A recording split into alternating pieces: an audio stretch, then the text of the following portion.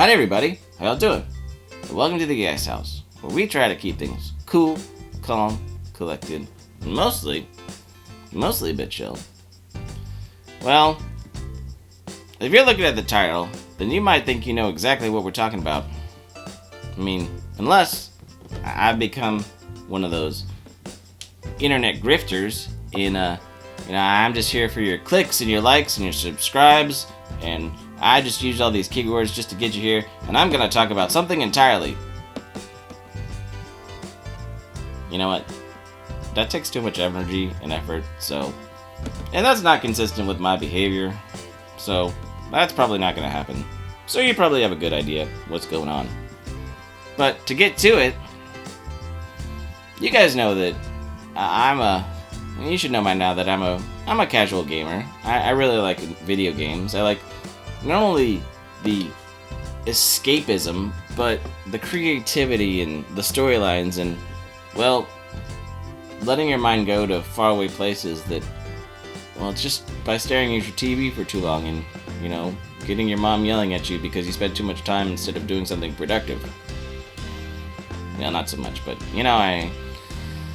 I'm having flashbacks to being a little waddler because, well, I've been a fan of Nintendo for a long time, and I know we're getting there to this week, but see, when I was little, we had the original Nintendo, right? And then when the Super Nintendo came out, my brother and I pooled our money together, and we split it. It was like $100-something bucks, I forget how much, and I think it came with a Mario game. But we split the price point and brought that home, and, well, we had a lot of fun with it. And then when the Nintendo 64 came out, well, they had that bundle with an extra controller that was clear purple, and because my hair color is natural, I was like, I gotta have a purple controller because, well, that's really cool, I feel seen in my video game controller. Okay, that's not what I felt at all, but I had to put that in there, right? Keep you guys entertained.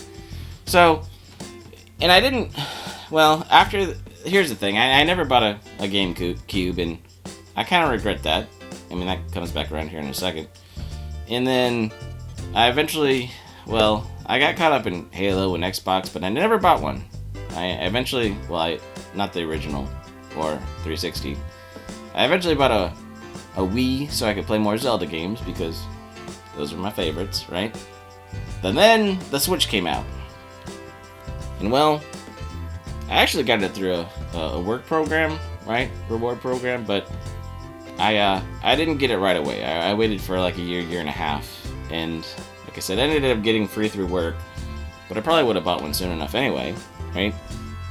And I did eventually get an Xbox One X, so, I did diversify my portfolio a little bit.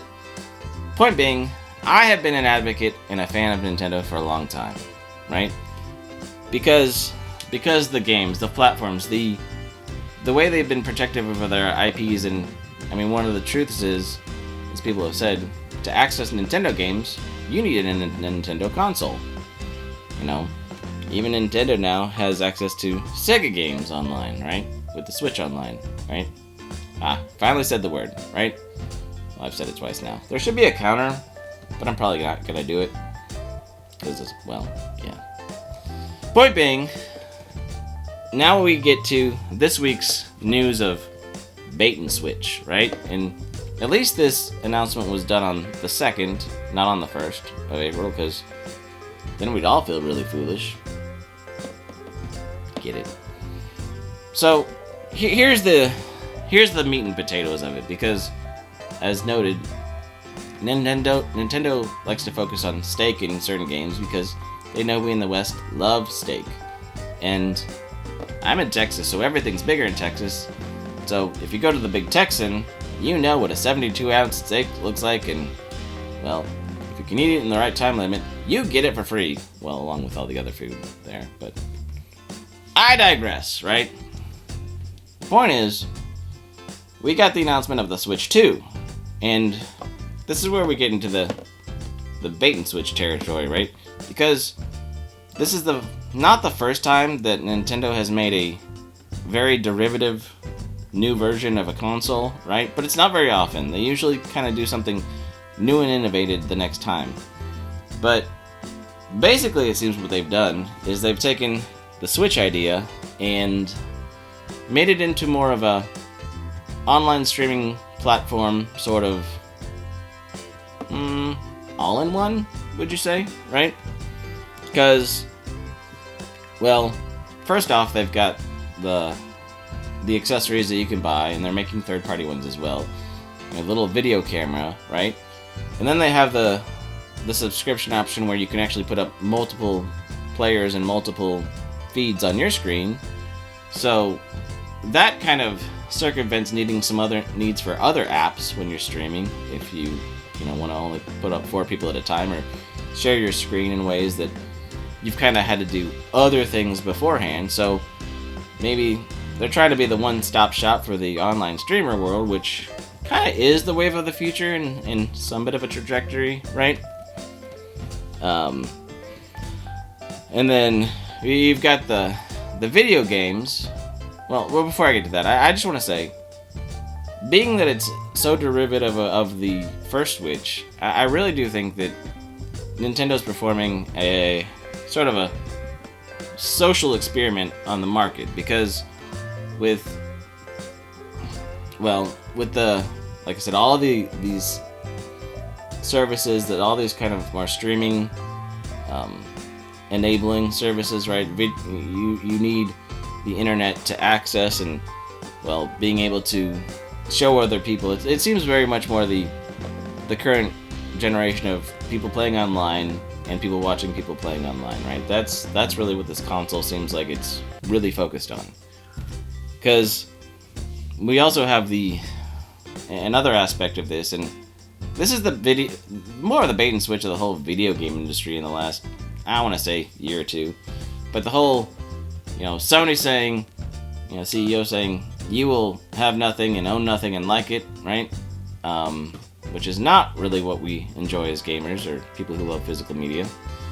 But, you've had the trend with Microsoft, with the Xbox, basically turning into a subscription-based streaming box where there is no disc, I think there's going to be some availability for USB drives to store certain data on your own hard drive sort of thing, but it's not really a console anymore at that point. It's another streaming box, and Sony and PlayStation are really trying to switch to that model as well, right? And, well, with Xbox, it doesn't matter because it's all online and digital, but with Sony, they've been switching over to the disc is just a key, right? It doesn't have the fully loaded sort of information for the game.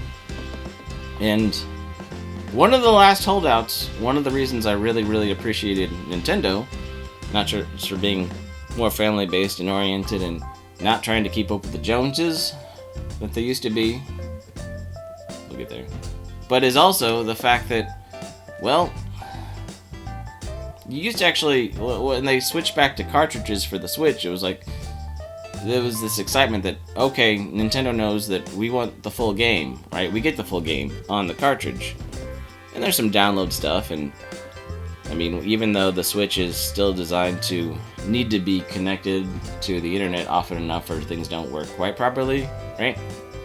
You still had that, you own the game, right? That you could figure out, right? But now their big announcement is, like I said, it's not just the price points, because, well, the price of the console being at $450, with the OLED being at $350 and never going down, and certain market tendencies, I'm not surprised, right? It's not surprised that it's over $400 for sure. But I really do think that, here's where I really do think that Nintendo is performing a social experiment in the whole video game, and basically kind of putting eggs in a basket, betting on one trajectory, or pushing one trajectory, really. Because, like I said, it's streaming based, and, well, then you've got the prices of the video games themselves, right? This is where people are getting upset the most of, is because For digital, it's like, they say 80, and for the cartridge, it's going to be 90, right? So we're getting up to that $100, right? Very comparative and competitive with, well, the other, you know, consoles, like, or gaming stuff like Xbox and PlayStation games have started to hit that plateau. And truth be told, it's not the first time we've had video games that high, but when it comes back to the whole, okay, Nintendo has decided that they're not going to do the fully loaded game on the cartridge, you're just getting a download key. So you can download the game for, say, $80, or you can get a key to download it multiple times for $90, right? Like I said, this is where it feels like either a bait and switch, or they're really just testing the market to see, as a social experiment, to see really, is this where the market really wants to go? Is this what the market is going to be doing? Because in the way that Sony and Microsoft has slowly just been putting, you know, like frogs in the pot that's slowly boiling, right? And Japan, you know, Nintendo, because Sony's, well, used to be based out of Japan, right? That's a different conversation. But the point is, instead of just slowly heating up the water and people being okay with this slow shift and slow change, Nintendo, after dominating with the Switch for the better part of a decade, just dumped a whole lot of, well, hot water, or maybe it's the ice bucket challenge, you know, equivalent on the video game industry, and people are in a whole lot of shock, right? The shock value is there for sure, and people are reacting and reacting to reacting, and that's why I'm reacting to this, because I think it's worth talking about. But this whole idea that video games are going to be online only and you're just going to download stuff and it's all about streaming really just is catering to one sort of aspect of video games, right? One sort of trajectory. And it's a kind of a gamble, really. I'm not sure how it's going to go because, well, for all the people that don't have that great of internet access, right? And they've already been struggling to keep up with the stuff, or just kind of, well, let it go, if you will. Like I said, I'm a casual gamer, so I didn't get the Switch when it first came out, like I said, and I'm probably not going to get this one on release date, even though we have a Mario Kart and a Donkey Kong platformer. I'm not seeing necessarily if I'm the trajectory or if I'm the target audience for this, right? We'll see. Like I said, I feel like this whole thing is a big bait and switch on, well, Nintendo's current customers and what they project the market's going to be in the next 5 years, right? Or the state of video games in the next 5 or so years. So, well, I think it remains to be seen how this plays out. But I don't know. What do you guys think? Let me know down in the comments, because I think this is way bigger than just Nintendo offering a few higher price points and a few additive things that cost individually, like you have to get them all a la carte. I don't know. And as people have mentioned, that Nintendo has made a lot of profit. So is this a gamble that they're going on, that if it's a loss, they can come out with something else? Because for some reason I feel like they have something I don't want to say they're phoning it in, but I also feel like usually when they have their big success, it's not just a complete feeling like a derivative of the last thing they did, right? Just an extension. Like we had the OLED, and then now the Switch 2. Like, are they brewing something else bigger, or is this all we have for now, right? Well, let me know what you think down in the comments, because, I mean, do you think it's a bait and switch? Do you think I gave you a bait and switch? Are you a casual gamer, and what do you think about the whole trajectory of the market and such? So, like I said, I'd love to hear your comments, and that's about all I got. I'm gonna go back to playing Fortnite on my regular Switch, because even though Fortnite's gonna be available on the Switch 2, I don't think I need a new console just to play an online game. And that being said, we'll see you later. Alright. Bye, everybody!